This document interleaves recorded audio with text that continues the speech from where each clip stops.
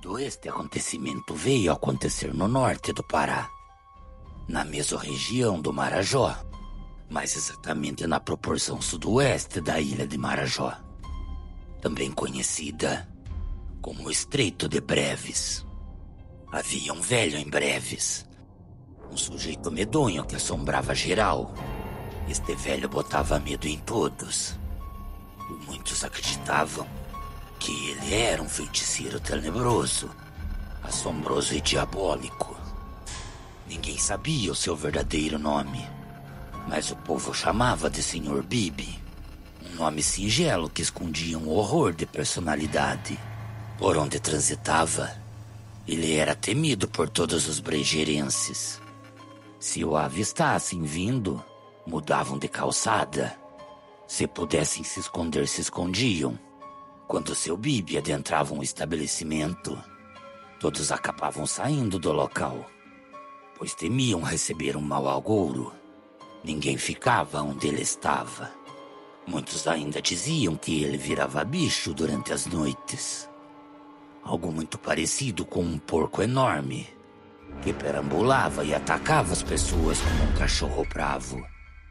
Se alguém aqui é de Breves e viveu lá na década de 80, sabe das coisas que vou contar. Certa vez eu e minha mãe e meu pai fomos até a casa de minha tia. Enquanto os adultos conversavam na cozinha, eu e minhas primas estávamos na sala brincando e conversando. A casa foi montada toda em madeira de lei. Era muito bonita. Até hoje lembro do cheiro da casa e das memórias que guardo de lá. Memórias boas e algumas terríveis como esta. Meus pais passariam o dia na casa de minha tia e mais à tarde voltariam para a nossa casa. Eu passaria o final de semana na casa dela. Do outro lado da rua, e em frente da casa de meus tios, havia um botequinho onde o velho assombroso chegou para tomar cachaça. Então, depois de mamar no mel, começou a assoviar muito. Eu e minhas primas ficamos com medo e começamos a gritar. Mas foi mais por caçoada do que por medo.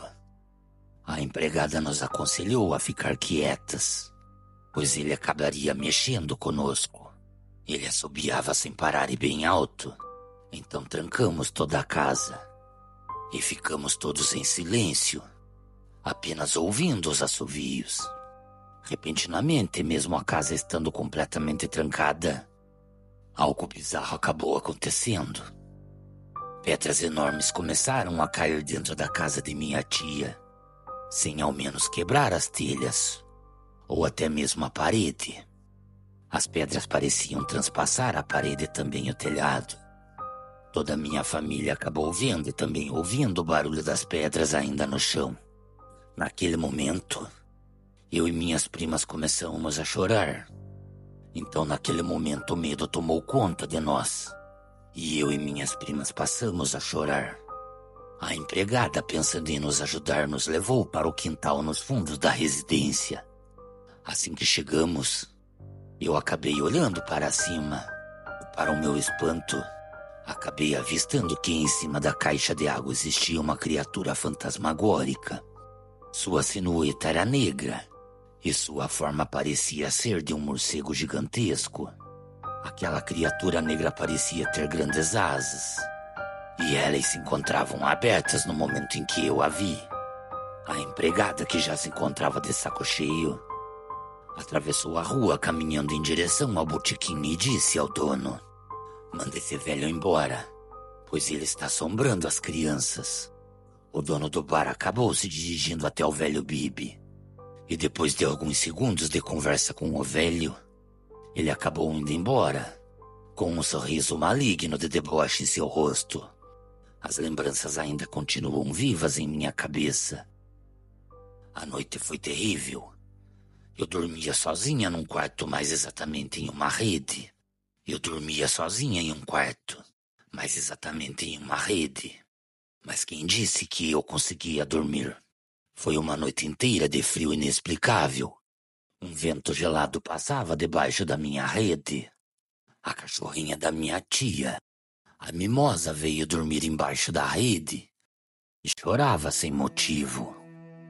Então, quando amanheceu, eu me levantei e havia 3 pedras embaixo da rede.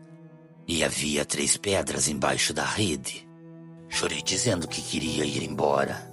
Mandei recado a meu pai para ir me buscar. Minha tia, sem entender a minha reação, naquele momento acabou me falando: "Mas você não veio passar o final de semana?" Eu, apavorada e decidida, respondi que não queria mais ficar. E não fiquei. Durante aquela manhã, meu pai foi me buscar. Eu queria apenas distância daquele lugar, pois eu temia passar por tudo aquilo novamente. No dia seguinte, já na casa de meu pai, junto com meu tio, fomos a uma quadra poliesportiva. Durante aquele final de semana estavam ocorrendo apresentações. Era a época de festa junina. Então, na volta, algo estranho aconteceu. Depois da diversão, voltávamos para casa. Meu pai vinha dirigindo sua picape. O caminho era escuro. Não existia iluminação na estradinha. E por este motivo, ele fazia o caminho com muito cuidado. As horas se aproximavam das 10 horas da noite. De repente, uma criatura bastante estranha passou a perseguir o carro. Era difícil descrever, pois no mesmo momento que parecia ser um grande lobo negro, também carregava o aspecto de um porco enorme. Aquela coisa correu em direção da picape, vindo a bater seu corpo contra a lataria.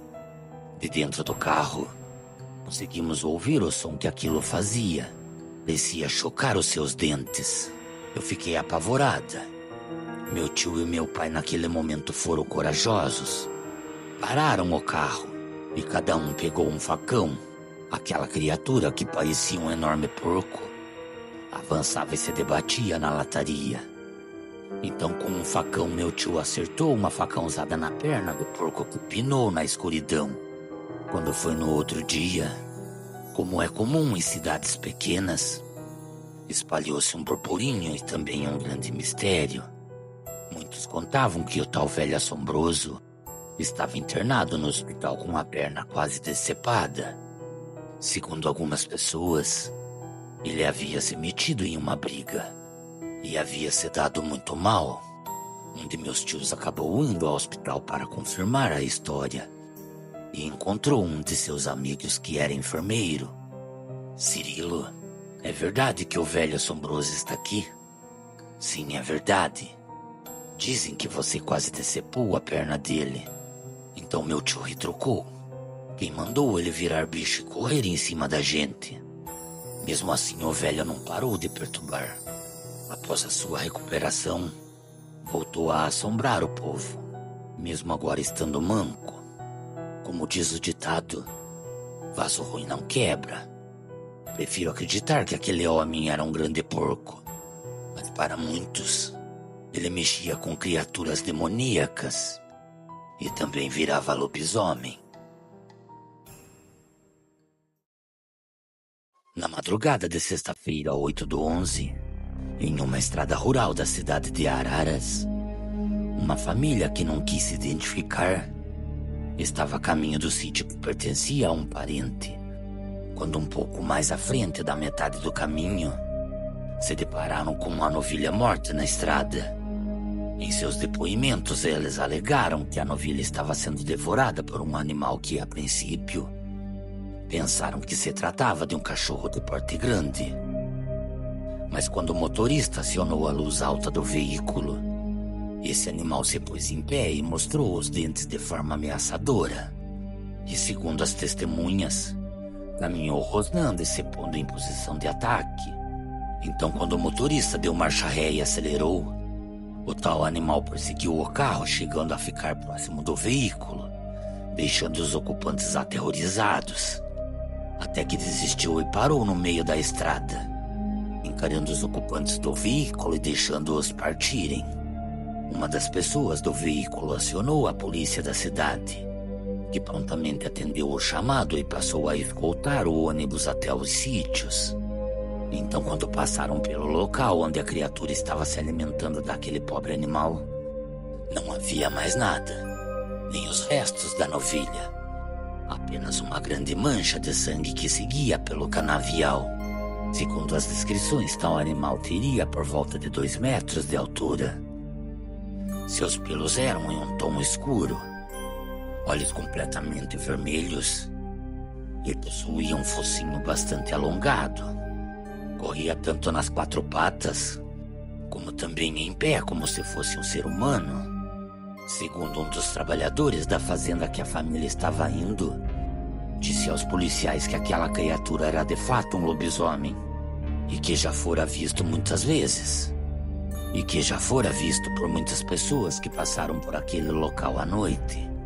Prefiro não falar o nome da estrada, nem mesmo o nome dos envolvidos. Eu me comprometi com a pessoa que me passou o acontecimento, para não dar a localização. Foi instaurado um inquérito policial, e os policiais estão proibidos de falar com pessoas que não sejam testemunhas ou outros policiais da cidade.